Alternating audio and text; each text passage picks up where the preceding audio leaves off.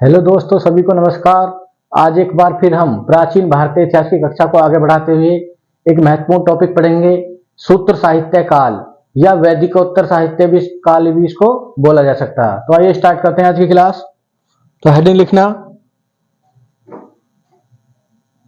वैदिकोत्तर वैदिकोत्तर साहित्य या सूत्र साहित्य काल, या इसको क्या बोल सकते हैं, सूत्र साहित्य काल। ठीक है, सूत्र साहित्य। तो इसके अंतर्गत जो हम महत्वपूर्ण टॉपिक पढ़ेंगे उनमें ध्यान देना। वैदिकोत्तर में इसमें हम देखेंगे एक टॉपिक वेदांग, वेदांगों के बारे में जानेंगे। फिर हम जानेंगे उपवेद के बारे में। ठीक है, इसी में हम देखेंगे पुराण। फिर हम देखेंगे स्मृति ग्रंथ, स्मृति ग्रंथ। ठीक है, स्मृति ग्रंथ के बारे में जानेंगे। और फिर हम देखेंगे महाकाव्य, महाकाव्य। महाकाव्य में हम दो देखेंगे, रामायण और महाभारत। रामायण और महाभारत के बारे में जानेंगे। ठीक है, वेदांगों की संख्या कितनी है? 6। उपवेद कितने? 4। पुराण कितने? 18। ठीक है ना, तो ये फैक्ट भी आप याद रखना। फिर इसी में हम दो टॉपिक जानेंगे। ठीक है ना, इसी वीडियो में हम जानेंगे दर्शन के बारे में, दर्शनों के बारे में पढ़ेंगे। ठीक है ना, और हम जानेंगे इसी वीडियो में पुरुषार्थ के बारे में। जहां से सवाल आ जाता है कभी कभी पुरुषार्थ के बारे में, जो हिंदू धर्म में 4 पुरुषार्थ बताए गए हैं। ठीक है ना, तो दर्शन और पुरुषार्थ के बारे में भी हम जानेंगे। ये हमारा वैदिक सभ्यता या वैदिक काल के बाद एक नया काल आएगा, जिसको क्या बोलेंगे? वैदिकोत्तर साहित्य काल या सूत्र साहित्य, जिसमें हम वेदांगों के बारे में चर्चा करेंगे, उपवेद पढ़ेंगे, पुराण पढ़ेंगे, स्मृति ग्रंथ जिसमें मनुस्मृति, याज्ञवल्क्य स्मृति, और महाकाव्य में रामायण और महाभारत की चर्चा करेंगे। फिर इसी वीडियो में हम दो छोटे छोटे टॉपिक हैं, दर्शन और पुरुषार्थ, जहां से सवाल आ जाता है इनके बारे में चर्चा करेंगे। तो सबसे पहले आइए स्टार्ट करते हैं आज की क्लास। तो ध्यान देना, पहला हमारा टॉपिक रहेगा वेदांग। पहला टॉपिक इसमें वेदांग। वेदांग मतलब वेद के अंग। ठीक है ना, तो वेदांग मतलब वेदों को सही ढंग से समझने के लिए किसकी रचना की गई है? वेदों की। तो इसमें लिख सकते हो वेदों को सही ढंग से समझने के लिए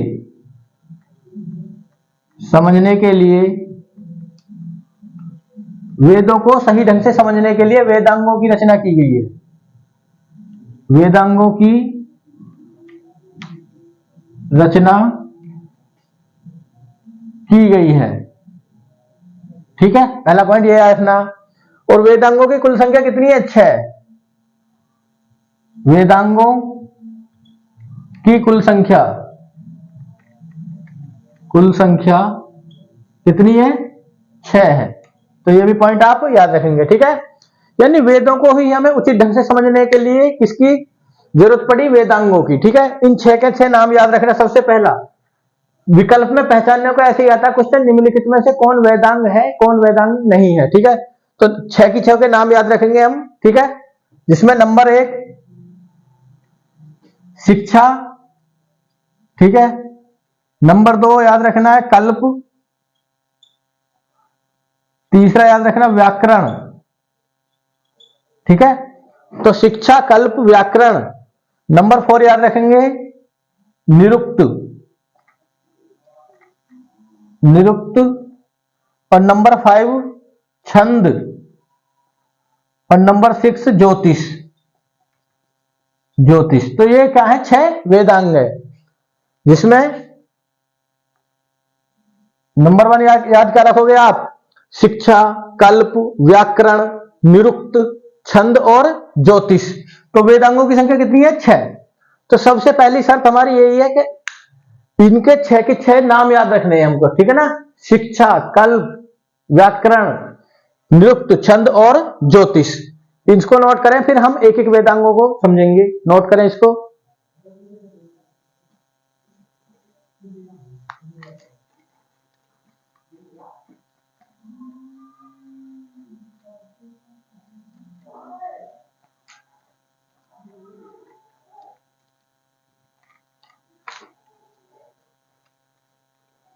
इसमें हम नंबर 1 देखेंगे,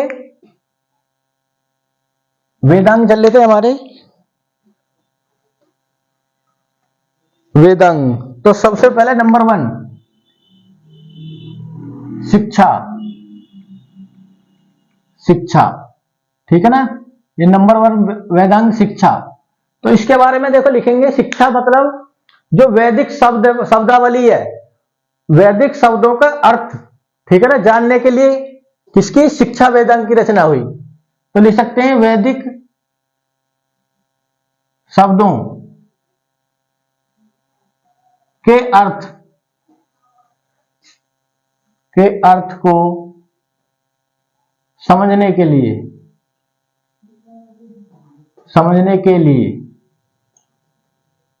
ठीक है ना, इस वेदांग की रचना हुई, किसकी, शिक्षा की, ठीक है। इसको ही शिक्षा वेदांग को क्या बोला जाता है, स्वर्ण विज्ञान। क्या कहा जाता है, स्वर्ण विज्ञान भी इसे कहा जाता है, फोनेटिक्स, स्वर्ण विज्ञान, ठीक है ना। तो स्वर्ण विज्ञान भी किसका नाम है, शिक्षा का। शिक्षा वेदांग का एक अन्य नाम है स्वर्ण विज्ञान, फोनेटिक्स। यानी वैदिक जो शब्दावली है, जो वैदिक काल में शब्दावली यूज हुई है, उसको अच्छी तरह से समझने के लिए किसकी, शिक्षा वेदांग की रचना हुई, ठीक है। क्लियर है यहां तक। इसी को क्या बोलते हैं, स्वर्ण विज्ञान। ये पॉइंट याद रखना इसके बारे में। दूसरा हम देखेंगे नंबर 2 कल्प। कल्प, ठीक है ना। तो ध्यान देना, कल्प में हम देखेंगे जो कर्मकांड संबंधी नियम है, संबंधी नियमों को जानने के लिए, नियमों को जानने के लिए किसकी रचना हुई, कल्प की, ठीक है ना। देखो कल्प के 3 भाग हैं, एक स्रोत साहित्य या स्रोत सूत्र, गृह सूत्र और धर्म सूत्र। यहां से एक बहुत इंपॉर्टेंट क्वेश्चन आता, कल्प के कितने भाग हो गए, 3, स्रोत सूत्र, गृह सूत्र और धर्म सूत्र। जो स्रोत सूत्र है, इसका एक भाग है सुलभ सूत्र, ठीक है। इसी सुलभ सूत्र में ध्यान देना, जो यज्ञ की वेदिका या वेदी, यानी जिसको बत्ती बोलते हैं, उसके बनाने की विधि का वर्णन है कि उसकी बत्ती यानी वेदिका की लंबाई कितनी होगी, चौड़ाई कितनी होगी। तो इसमें लिख सकते हो यज्ञ की वेदिका या वेदी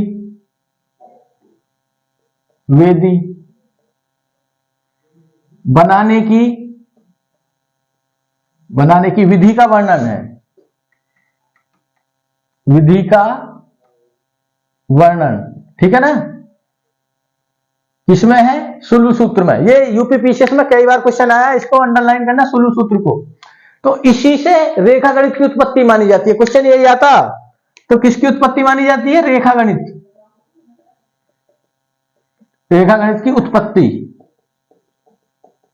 मानी जाती है। बहुत इंपॉर्टेंट क्वेश्चन है ये, इसको देखना आप जब ऑब्जेक्टिव क्वेश्चन हल करेंगे। तो ये क्वेश्चन कई बार आया कि रेखा गणित की उत्पत्ति का सिद्धांत या उत्पत्ति कहां से मानी गई है, तो ये मानी गई है सुलभ सूत्र से, ठीक है ना। किससे, सुलभ सूत्र से। क्योंकि इसमें यज्ञ के लिए जो वेदी या क्या बनाते हैं, वेदिका बनाते हैं यानी बत्ती बनाते हैं, उसकी कितनी लंबाई होनी चाहिए, कितनी चौड़ाई, कितनी मोटाई, उसका वर्णन किसमें दिया हुआ है, सुलभ सूत्र में, ठीक है ना। तो ये इंपॉर्टेंट क्वेश्चन है, इसमें सिर्फ इतना ही याद रखना कल्प के बारे में, ठीक है। तीसरा नंबर 3 व्याकरण। नंबर 3 क्या था, व्याकरण। भाषा को वैज्ञानिकता प्रदान करने के लिए व्याकरण की रचना की गई। तो लिख सकते हैं एक लाइन में, भाषा को वैज्ञानिकता, वैज्ञानिकता प्रदान करने के लिए, ठीक है ना, जिसमें संज्ञा, सर्वनाम, विशेषण, क्रिया विशेषण ये सब आते हैं व्याकरण के अंतर्गत, जानते हो आप सभी इसके बारे में। और 3 ग्रंथ है जिनको मुनित्रय कहा जाता है, ठीक है ना। 3 ग्रंथों में कौन कौन से हैं तो रखना, इसी में एक शब्दावली आएगी, जैसे पाणिनि, पाणिनि का अष्टाध्यायी की अष्टाध्यायी, अष्टाध्यायी, पाणिनि की अष्टाध्यायी। दूसरा याद रखना नेक्स्ट, पतंजलि का महाभाष्य, पतंजलि का महाभाष्य, महाभाष्य, ठीक है। और कात्यायन का वर्तिका, कात्यायन की वर्तिका। ये 3 ग्रंथ हैं, ठीक है ना। इनके राइटर हैं क्रम से पाणिनि, पतंजलि और कात्यायन, ये इनकी रचनाएं हैं। अष्टाध्यायी के लेखक पाणिनि, महाभाष्य पतंजलि, वर्तिका कात्यायन। इन तीनों को क्या बोलते हैं मुनित्रय। क्या कहा जाता, मुनित्रय। पूछा जाता है जैसे वेद त्रयी थे, ऐसे ये मुनित्रय हैं, 3 मुनि। तो मुनित्रय में कौन कौन से शामिल हैं, तो ये तीनों शामिल है, ठीक है ना।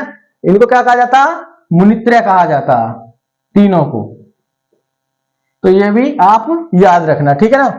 नेक्स्ट देखेंगे हम नंबर 4, नंबर 4 निरुक्त। नंबर 4 वेदांग कौन सा था, निरुक्त। देखो अगर वैदिक शब्दों के अर्थ को समझना है तो शिक्षा वेदांग को पढ़ना पड़ेगा, और वैदिक शब्दों की उत्पत्ति कैसे हुई है उसको जानने के लिए हमको निरुक्त का अध्ययन करना पड़ेगा। तो लिख सकते हैं वैदिक, वैदिक शब्दों की उत्पत्ति की जानकारी किससे मिलती है, निरुक्त से, ठीक है ना। इसलिए इसको क्या बोलते हैं, इसको बोलते हैं व्युत्पत्ति शास्त्र, इसे व्युत्पत्ति शास्त्र, व्युत्पत्ति शास्त्र भी कहते हैं। तो ये भी पॉइंट आपको याद रखना है, ठीक है ना, निरुक्त में। अब देखो 2 ग्रंथ हैं, कश्यप मुनि का निघुंट और एक है यास्क का निरुक्त, सबसे प्रसिद्ध है। तो लिख सकते हैं सबसे प्राचीन निरुक्त। ऐसा ग्रंथ कौन सा है जो सबसे प्राचीन है, जिससे जानकारी मिलती है, तो निघुंट। किसके हैं, इसके रचयिता कौन है, तो कश्यप मुनि, कश्यप मुनि का है, ठीक है। और पूछा जाए सबसे चर्चित निरुक्त, सबसे चर्चित निरुक्त जिसमें शब्दों की उत्पत्ति की जानकारी मिलती है, तो वो है यास्क का निरुक्त। यास्क, यास्क का निरुक्त ये सबसे चर्चित है, ठीक है ना। इन दोनों से ही शब्दों की उत्पत्ति की जानकारी हमें प्राप्त होती है, ठीक है ना। तो हमने देखा शिक्षा, कल्प, व्याकरण और निरुक्त के बारे में, ठीक है ना। शिक्षा में वैदिक शब्दों का अर्थ समझना है, कल्प में कर्मकांड संबंधी नियमों की जानकारी मिलती है, व्याकरण में भाषा को वैज्ञानिकता प्रदान करने के लिए, फिर मुनित्रय से सवाल पूछा जाता, निरुक्त और किसका निरुक्त फेमस है, कौन सा सबसे प्राचीन है, तो ये सब आप नोट करना, ठीक है ना। नंबर 5 देखेंगे हम, इसको नोट करें पहले।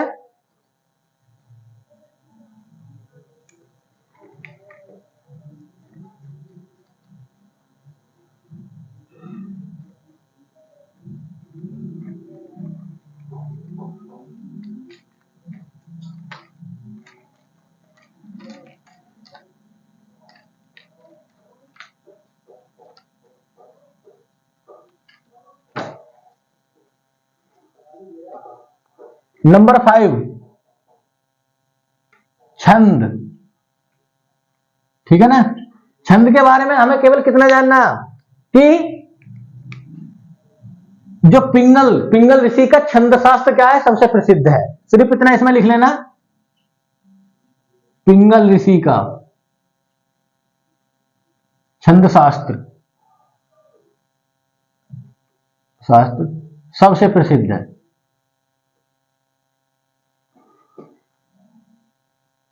सबसे प्रसिद्ध है, ठीक है ना, इतना लिख लेना। और ज्योतिष के बारे में हमें कुछ ज्यादा जानकारी नहीं है, इनसे ही सवाल बन जाता है, अगर वेदांग से सवाल बना जाएगा कि इनकी संख्या कितनी है, ठीक है ना। और जितना जहां से सवाल बनता है वो भी आपको लिखवा दिया गया। अब देखेंगे हम जो इसमें सूत्र साहित्य काल में दूसरा टॉपिक है, ठीक है ना, उपवेद। तो नेक्स्ट हेडिंग लिखना उपवेद। उपवेद, उपवेदों की संख्या कितनी है? 4। कुल कितने? 4, ठीक है ना। पहला क्वेश्चन तो ये याद रखना। अब देखो हम एक टेबल बना लेंगे जिसमें हम जानेंगे कि कौन से वेद का कौन सा उपवेद है। तो इधर लिख सकते हो आप वेद, ठीक है, यहां पर लिख सकते हो उपवेद। एक लिख सकते हो उस उपवेद का प्रतिपादक कौन है, ठीक है ना,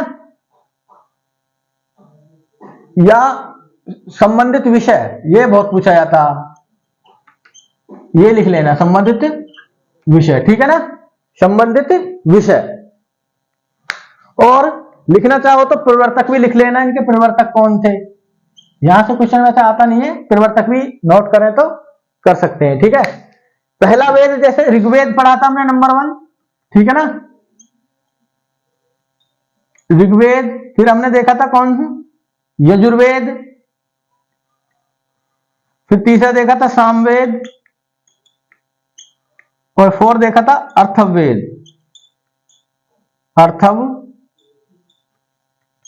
अर्थवेद, ठीक है, अर्थवेद, ठीक है। अब इसमें हम देखेंगे कि ऋग्वेद का, देखो उपवेद याद रखने की एक ट्रिक है, ADG और S, ठीक है। तो एक ट्रिक से याद रख सकते हैं हम।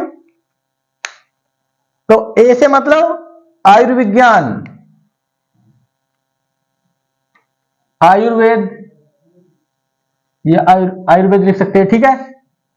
यजुर्वेद से D से धनुर्वेद, धनुर्वेद, ठीक है। सामवेद मतलब गंधर्व वेद, गंधर्व वेद। और D से शिल्प वेद। जैसे 4 वेदों के नाम तो सभी को याद रहते हैं, ठीक है ना, इनको याद रख लेना है ADG से। A ये ट्रिक है, एक एक नंबर शुरू का ले लेते हैं, DG पुलिस में होता है ना, ADG अफसर, शिल्प वेद S से याद रखना था, ADGS, आयुर्वेद, धनुर्वेद, गंधर्ववेद और शिल्प वेद। संबंधित विषय में अगर हम देखेंगे, ठीक है ना, पुलिस में एक अफसर होता है additional director general of police, ठीक है। तो संबंधित विषय आयुर्वेद में ऋग्वेद, आयुर्वेद मतलब चिकित्सा संबंधी जानकारी, चिकित्सा संबंधी जानकारी, इसका विषय क्या है? चिकित्सा, ठीक है।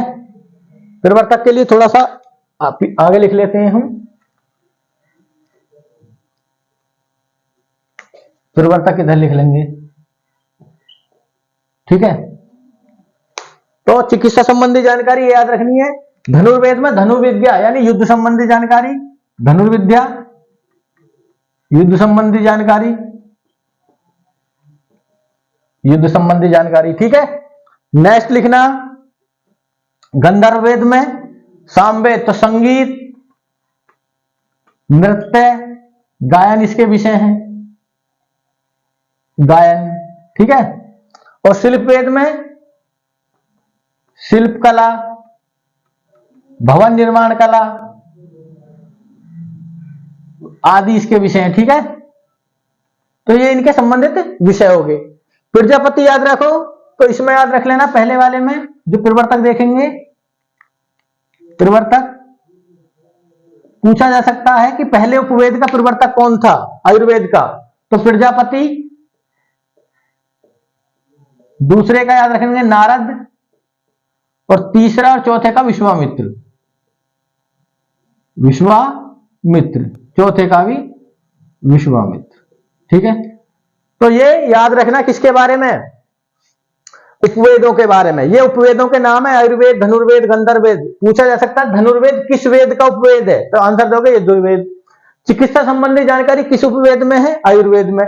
इसके प्रवर्तक कौन है, प्रजापति। ठीक है, यहां तक क्लियर है। एक नोट पॉइंट लिख सकते हो, यहां पर लिखना चाहो तो, कि कुछ प्रमुख चिकित्सक जो हैं, ठीक है ना, प्रमुख चिकित्सक जैसे स्वयं सेतु, ठीक है, इसी में आ जाएंगे जीवक, ये प्रमुख चिकित्सक हैं भारतीय इतिहास में।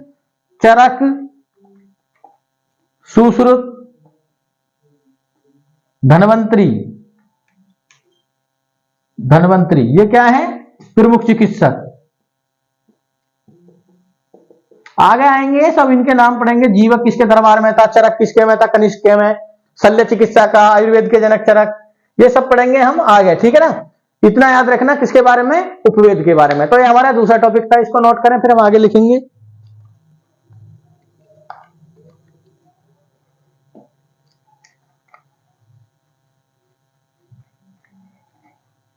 अब जो हम पढ़ेंगे पुराण, तीसरे टॉपिक हमारा पुराण। पुराण का क्या अर्थ होता है, पुराण मतलब प्राचीन कहानियां या प्राचीन कथानक। जो प्राचीन कथानक या कहानियां हैं उन्हीं को पुराण बोला जाता है। पुराणों की संख्या कितनी है, 18। खूब आता है एग्जाम में क्वेश्चन कि पुराणों की संख्या कितनी है, 18। बिल्कुल इजी सवाल। तो तीसरा टॉपिक लिखेंगे पुराण। ठीक है, तो लिखना पुराण का मतलब प्राचीन कहानियां या कथानक भी बोल सकते हो। ठीक है ना, तो प्राचीन कहानियां या कथानक की क्या है, पुराण है। इनके संकलनकर्ता कौन है, दूसरा क्वेश्चन। संकलनकर्ता से बनेगा, संकलनकर्ता किसने इनको कलेक्ट करा, तो लोमहर्ष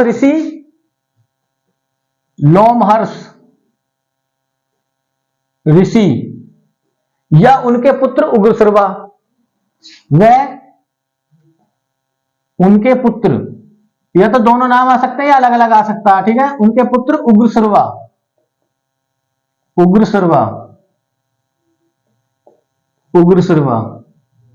ठीक है ना। तीसरा क्वेश्चन, कुल संख्या कितनी है पुराणों की, कुल संख्या बिल्कुल इजी क्वेश्चन, ऐसे याद आया एग्जाम में। तो कुल संख्या है 18। कितनी, 18। क्वेश्चन आ सकता है कि सबसे प्राचीन पुराण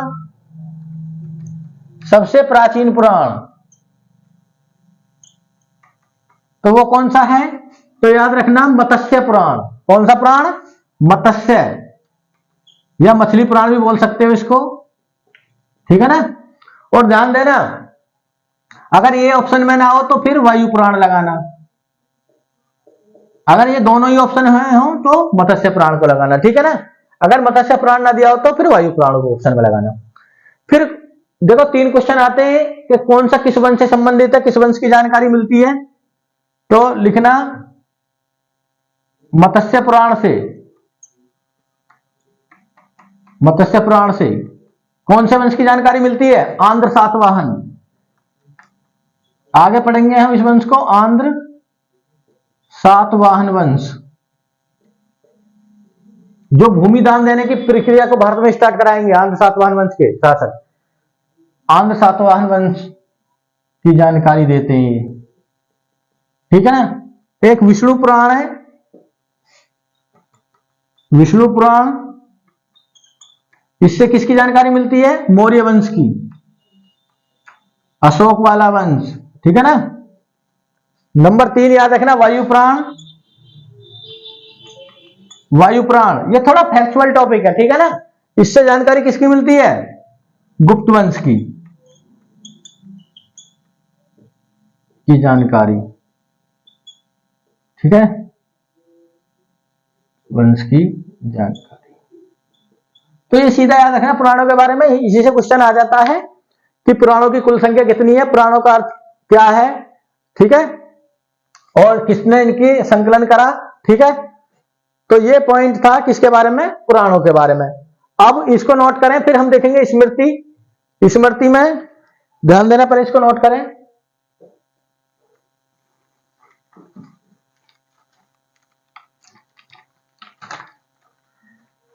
ये सब याद करना है, छोटे छोटे क्वेश्चन यहां से बन जाते हैं एग्जाम में, ठीक है ना। नेक्स्ट स्मृति ग्रंथ। स्मृति ग्रंथ ये क्या है? जो प्राचीन हिंदू कानून है, ठीक है ना, ये कानून की किताबें इनको बोल सकते हो। तो हिंदू कानून की किताब की प्राचीन ग्रंथ, कानून के प्राचीन ग्रंथ, ठीक है ना। इन्हीं को क्या बोला जाए? स्मृति ग्रंथ। इनसे क्वेश्चन बनेगा। प्रमुख स्मृति कौन सी है? जैसे एक याद रखना स्मृति, मनुस्मृति। मनुस्मृति जिसमें शूद्रों और महिलाओं के बारे में थोड़ा सही नहीं लिखा हुआ, ठीक है ना, जिसका दहन करा था बाबा साहब अम्बेडकर ने। तो मनुस्मृति, इसके रचयिता कौन थे?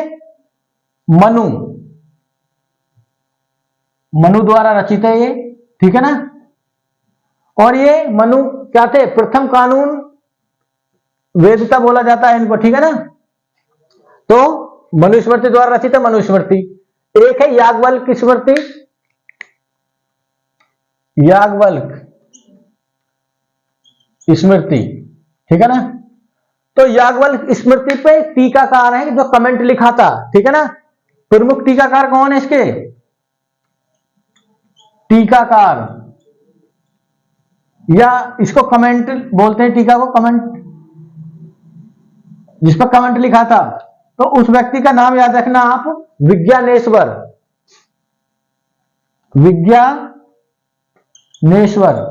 ठीक है ना, विज्ञानेश्वर। और इनकी पुस्तक कौन सी ग्रंथ? इनकी एक पुस्तक है, पूछी जाती है एग्जाम में, मिताक्षरा।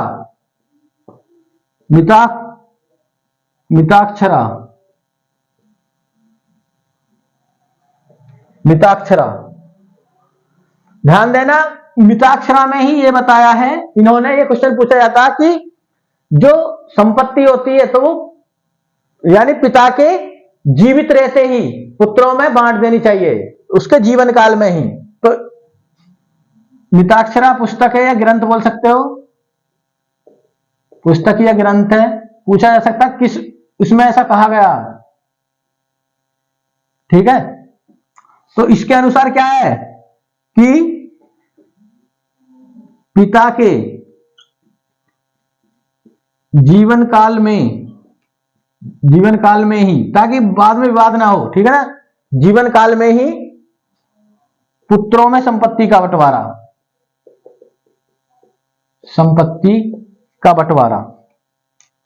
तो ये क्वेश्चन पूछे जाते हैं पीसीएस वगैरह में, ठीक है ना।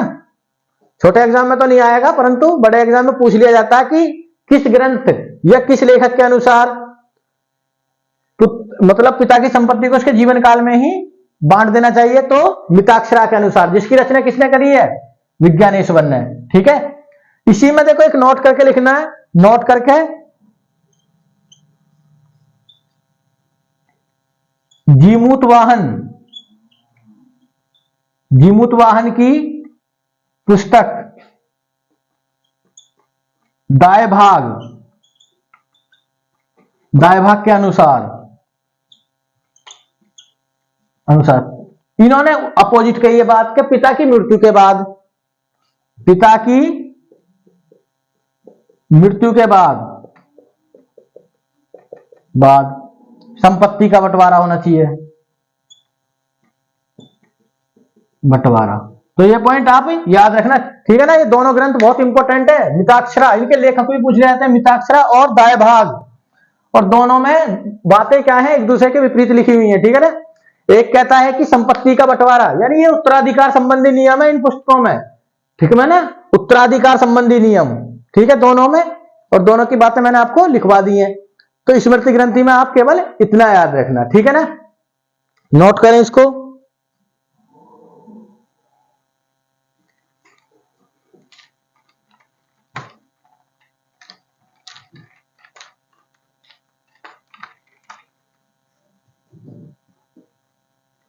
नेक्स्ट देखेंगे हम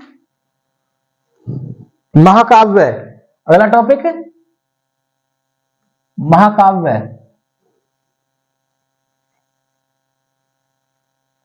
महाकाव्य। महाकाव्य में भी सबसे पहले हम देखेंगे रामायण, जो क्वेश्चन बनते हैं रामायण के बारे में, रामायण, ठीक है ना। तो इसके बारे में, रामायण के बारे में पहला पॉइंट ध्यान रखना, सबसे प्राचीन महाकाव्य है, सबसे प्राचीन महाकाव्य, इसीलिए इसको क्या बोला जाता, इसे आदि काव्य भी कहा जाता। क्या कहा जाता, आदि काव्य, आदि काव्य भी कहते हैं। तो रामायण को क्या कहते हैं, आदि काव्य भी, ठीक है ना। दूसरा पॉइंट याद रखना, इसके रचनाकार कौन है, ठीक है, तो वाल्मीकि,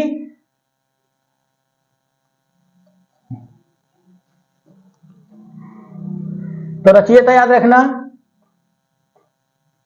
वाल्मीकि,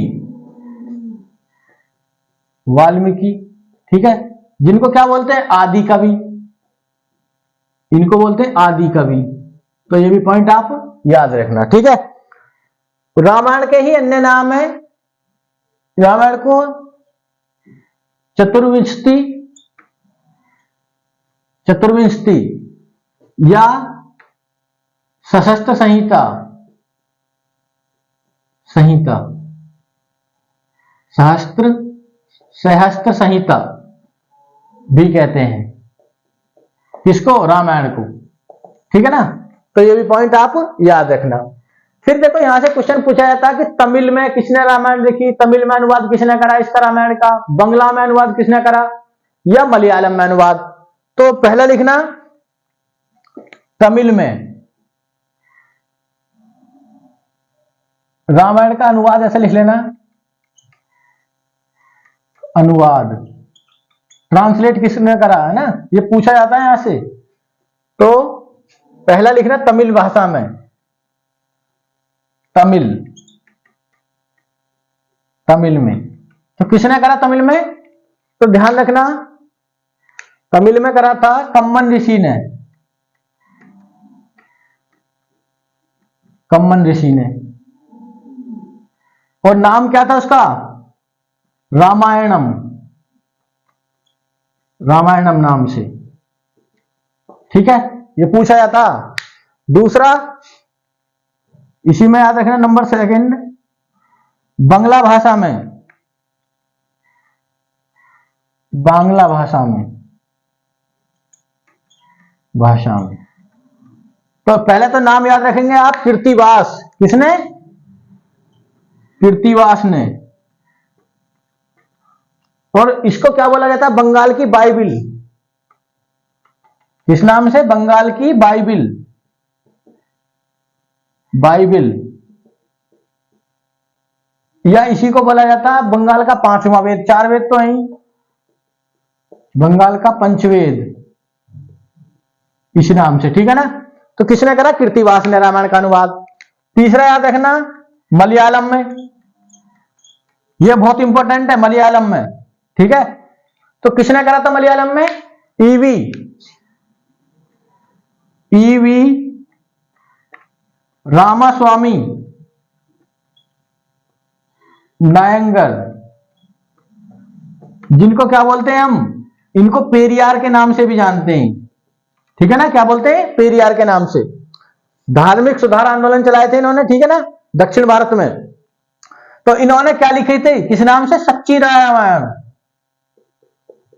सच्ची रामायण की रचना की थी, ठीक है ना। तो ये भी पॉइंट आप याद रखना, किसके बारे में, रामायण के बारे में, ठीक है ना।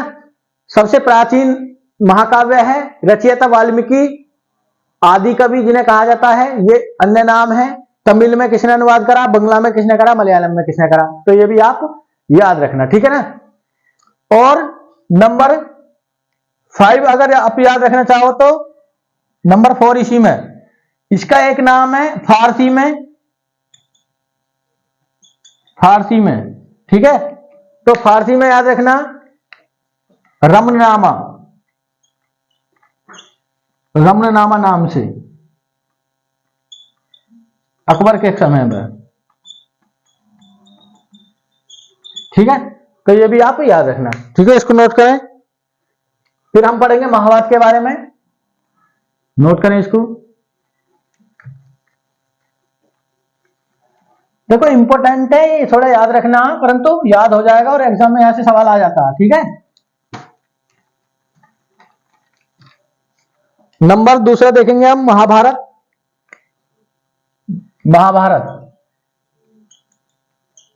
महाभारत, ठीक है।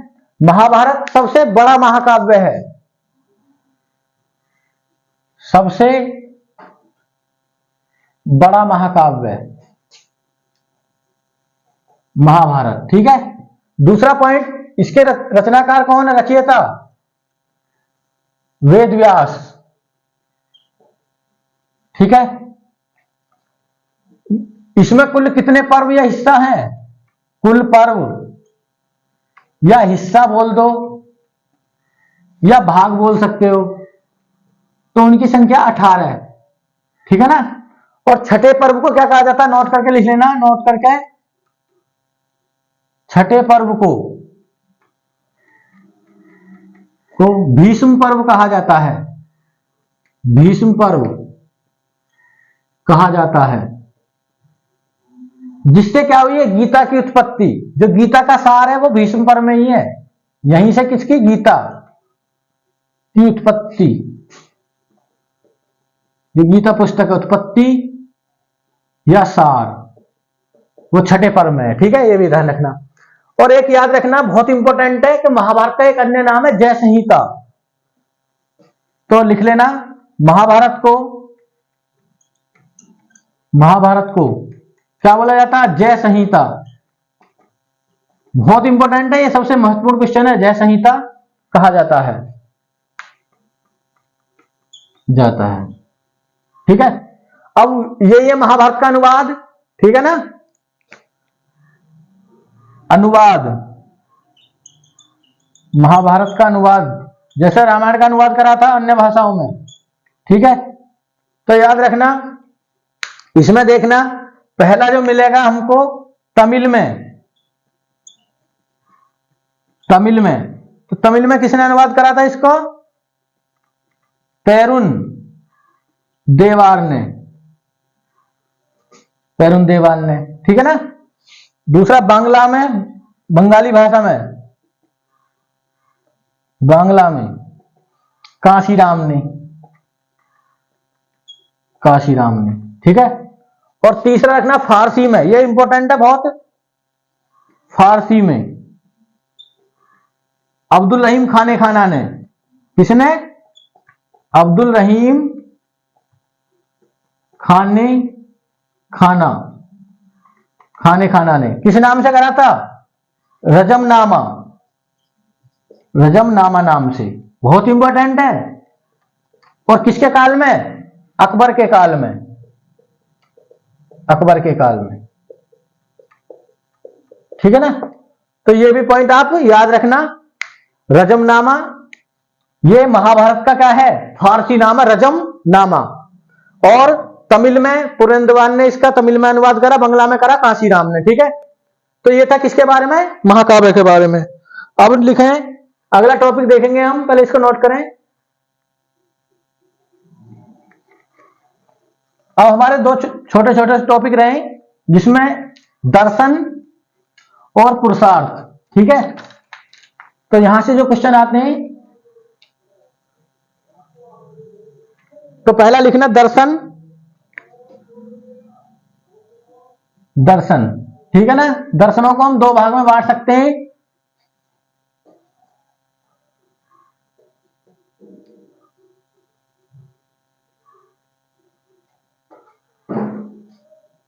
एक आस्तिक दर्शन,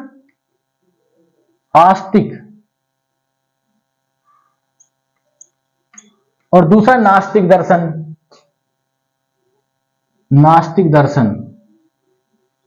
ठीक है। आस्तिक और नास्तिक दर्शन, ये जो दर्शन वेदों की प्रमाणिकता को मानते हैं, वेदों की प्रमाणिकता को स्वीकार करते हैं, ईश्वर को नहीं, ईश्वर के उसमें नहीं है ये, नास्तिक आस्तिक वेदों की प्रामाणिकता को, उनको आस्तिक कहते हैं। और ये वेदों की प्रामाणिकता को नहीं मानते या स्वीकार नहीं करते, वेदों की प्रामाणिकता को स्वीकार नहीं करते, ठीक है ना। इसमें देखो, इनको षट दर्शन भी बोलते हैं। क्या बोलते हैं? षट दर्शन। षट दर्शन, 6 दर्शन शामिल है इसमें। कितने? 6 दर्शन, जिसमें नाम याद रखना आप, सांख्य दर्शन, सांख्य दर्शन, दूसरा योग दर्शन, ठीक है, तीसरा न्याय, न्याय दर्शन, चौथा याद रखना वैशेषिक, वैशेषिक, ठीक है, पांचवा याद रखना मीमांसा, या इसको पूर्व मीमांसा भी बोलते हैं, पूर्व मीमांसा। और नंबर 6 याद रखना उत्तर मीमांसा या वेदांत। तो ये क्या है? कौन से दर्शन है ये? आस्तिक दर्शन। इनके प्रतिपादक याद रखना सांख्य दर्शन के कपिल मुनि, कपिल मुनि है, ठीक है। योग दर्शन के कौन है? पतंजलि, ठीक है। न्याय दर्शन के गौतम ऋषि, वैशेषिक के कणाद, मीमांसा के जैमिनी, जैमिनी, और उत्तर मीमांसा के बादरायण, बादरायण, ठीक है। तो ये प्रतिपादक आप याद रखना, ठीक है। इसमें 3 दर्शन आएंगे, नास्तिक वाले में चार्वाक, नंबर 2 याद रखना आप जैन, और तीसरा बौद्ध, ठीक है ना, बौद्ध दर्शन। ये तीनों किस में आते हैं? नास्तिक में आते हैं, ठीक है। इनके नाम याद करना, प्रतिपादकों के ऐसे सवाल आते हैं, ठीक है। इसको नोट करें, फिर हम थोड़ा सा जानेंगे किसके बारे में, चार्वाक दर्शन के बारे में। नोट करें,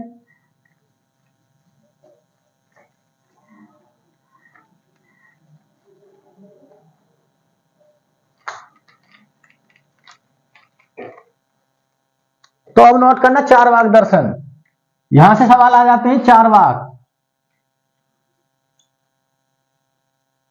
चार्वाक दर्शन, ठीक है। चार्वाक दर्शन, संस्थापक कौन है इसके?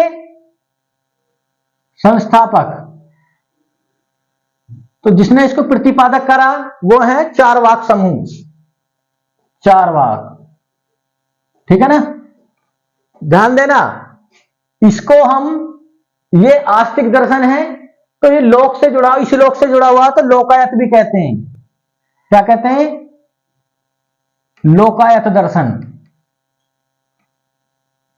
दर्शन भी कहते हैं, कहते हैं, क्योंकि ये इस लोक से जुड़ा हुआ, परलोक की बात नहीं करता, ये प्रत्यक्ष को ही प्रमाण मानता है, ठीक है ना।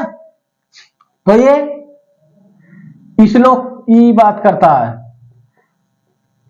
की बात करता है, ये याद रखना, ठीक है ना। देखो, चार्वाकों का सीधा कहना है कि जो सामने है वही सत्य है, ठीक है ना। यही जन्म है, पुनर्जन्म क्या होता, मोक्ष क्या है, ठीक है ना, पाप पुण्य क्या है, कर्म क्या है, ये किसी को नहीं मानता, इस लोक से जुड़ा हुआ है, ठीक है। यानी इसका एक सिद्धांत है, खाओ पियो मौज उड़ाओ, ठीक है ना।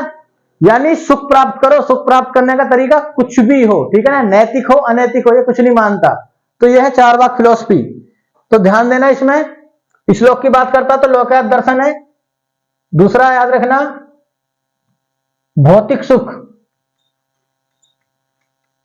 सुख या देह सुख, देह सुख, जिस भी काम को करने से हमारे शरीर को सुख पहुंचे वो सब काम क्या है? उचित है। देह सुख को सर्वोपरि मानता है, सर्वोपरि मानता है, इसलिए इसे क्या कहते हैं, इसलिए इसको बोलते हैं भौतिकतावादी दर्शन। भौतिकतावादी दर्शन, ठीक है। एक इसका नाम भौतिकतावादी दर्शन भी है, ठीक है, या भौतिकवादी दर्शन। नेक्स्ट, प्रत्यक्ष को ही प्रमाण मानता है। प्रत्यक्ष को ही, ऐसे भी आया सवाल, को ही प्रमाण मानता है, प्रमाण मानता है, ठीक है। ध्यान देना। अगला सिद्धांत क्या है इसका, सिद्धांत खाओ पियो मौज उड़ाओ। खाओ पियो मौज उड़ाओ, मौज उड़ाओ, खाओ पियो मौज उड़ाओ, अच्छी गाड़ी में घूमो, ठीक है ना। शराब पियो चाहे उधार लेकर पियो, ठीक है, कर्जा में डूब जाओ फिर कर्जा लो तब दारू पियो। तो ये खाओ पियो मौज उड़ाओ या खाओ पियो मस्त रहो का सिद्धांत देता, ठीक है। और ध्यान देना, आस्तिक दर्शन है, आस्तिक दर्शन है, इसलिए वेद ईश्वर, वेद ईश्वर पुनर्जन्म ये नहीं मानता कि अगले जन्म में कुछ होगा, जो कुछ है इसी जन्म में। पुनर्जन्म, पुण्य, पाप, ठीक है, मोक्ष आदि को नहीं स्वीकार करता या आदि को नहीं मानता। तो सवाल आता है, आदि को नहीं मानता, ये सब पूछे जाते हैं कि कौन से का कथन है, खाओ पियो मौज उड़ाओ या खाओ पियो मस्त रहो। तो चारवाक दर्शन का, इस लोक से जुड़ा हुआ केवल इसी लोक की बात करता है, जो कुछ है इसी लोक में सुख, भौतिक सुख या देह सुख को ही सर्वोपरि मानता, इसलिए भौतिकतावादी दर्शन है। और ये ना तो वेदों की प्रामाणिकता को मानता है, ईश्वर है ये, इसको ये नहीं मानता, पुनर्जन्म पाप पुण्य होते हैं, मोक्ष, ये किसी को स्वीकार नहीं करता, ठीक है ना। तो ये है चारवाक दर्शन, ठीक है। आधुनिक समय पर प्रासंगिक है, बहुत ज्यादा है, ठीक है ना। आधुनिक वर्तमान समय में यही चल रहा सिद्धांत। तो आप इन सभी को याद करना, दर्शनों को, ठीक है, इनको नोट करो। फिर हम थोड़ा सा पुरुषार्थ के बारे में देखेंगे।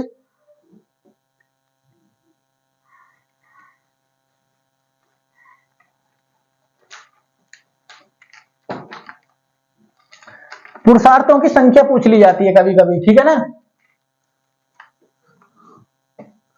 पुरुषार्थ, पुरुषार्थ, ठीक है ना। तो इनकी संख्या कितनी है, 4।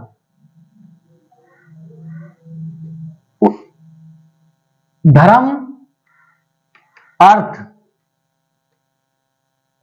काम, मोक्ष, ये 4 पुरुषार्थ बताए गए। किस धर्म में, हिंदू धर्म में, हिंदू धर्म में, ठीक है। सबसे महत्वपूर्ण पुरुषार्थ पूछा जाता है, सबसे महत्वपूर्ण, महत्वपूर्ण पुरुषार्थ, तो वो कौन सा है, धर्म, ठीक है। धर्म का यहां अर्थ है रिलीजन नहीं, धर्म का अर्थ है जो किसी का कर्तव्य है, किसी, जैसे एक स्टूडेंट का कर्तव्य है पढ़ाई करना, टीचर का कर्तव्य है पढ़ाना, ठीक है ना। तो ये सब क्या है, पुरुषार्थ है। इनका उद्देश्य क्या है, पुरुषार्थों का उद्देश्य अगर पूछा जाए, उद्देश्य तो व्यक्ति की भौतिक, आध्यात्मिक व नैतिक उन्नति करना, नैतिक उन्नति करना, ठीक है, ये इनका उद्देश्य है, ठीक है। एक देखो संस्कार और याद रख लेना, हिंदू धर्म में संस्कारों की संख्या कितनी है, संख्या याद रखना, नाम याद नहीं रखने। तो सनातन या हिंदू धर्म में 16 संस्कार बताए गए हैं, ठीक है ना। मुंडन संस्कार, विवाह संस्कार, ये सब इस टाइप से। तो ये सिर्फ याद रख लेना, कभी ऑब्जेक्टिव में कभी आ जाए, ठीक है। तो इनको भी आप अच्छे से तैयार करना। तो अब हमारा ये टॉपिक क्या हुआ, पूरी तरह कंप्लीट हुआ, ठीक है। आप इसको अच्छे से तैयार करना। आज के लिए इतना ही, सभी को धन्यवाद।